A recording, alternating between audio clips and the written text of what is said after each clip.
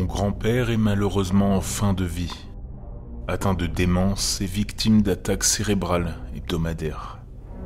Il est en soins palliatifs et notre famille a accepté que c'était ses derniers jours. Il est incapable de reconnaître l'un d'entre nous, et il est clair qu'il ne peut plus percevoir le monde qui l'entoure de manière cohérente. Il ne parle pratiquement plus et se contente de grogner, parfois, lorsqu'il souffre ou qu'il a un besoin fonctionnel primaire. Je vis très près de mon grand-père et je lui rends visite régulièrement, bien qu'il ait maintenant une aide-soignante 24 heures sur 24 et 7 jours sur 7. Mardi dernier, son aide-soignante m'a appelé et m'a demandé de venir, car elle avait senti une odeur de fumée. Et mon grand-père se comportait bizarrement. Elle pensait qu'il s'agissait sûrement de ce regain de conscience qu'ont les mourants, cette lucidité terminale juste avant la mort. Je suis arrivé tout de suite, et dès que je suis entré, l'odeur de fumée de cigarette m'a saisi au nez. Nous avons des caméras allumées en permanence dans la maison pour vérifier les entrées et les sorties, et aucun des soignants ne fume.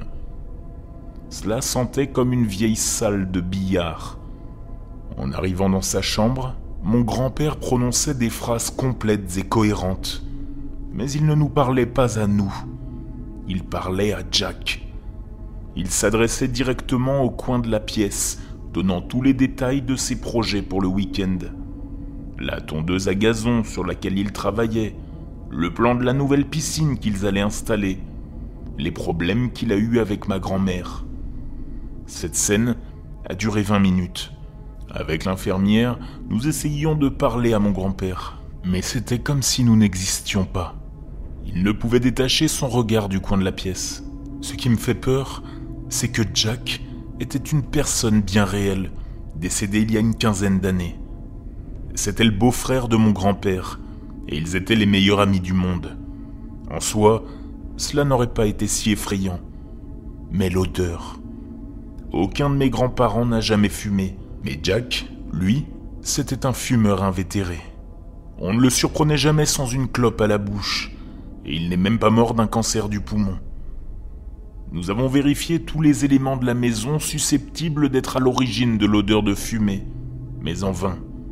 L'odeur n'était présente que dans cette seule pièce, ni à l'extérieur, ni dans les pièces voisines. Comme je l'ai dit, cela a duré 20 minutes, comme l'odeur, puis cela s'est arrêté. Mon grand-père est redevenu incohérent, et l'odeur a disparu.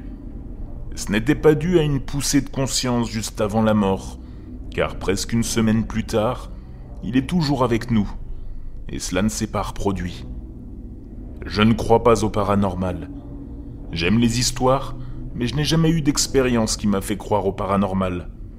Mais j'ai l'impression que mon grand-père est un peu au seuil de la vie et de la mort, et qu'il est peut-être capable de rencontrer et de parler à certains de ses proches au milieu.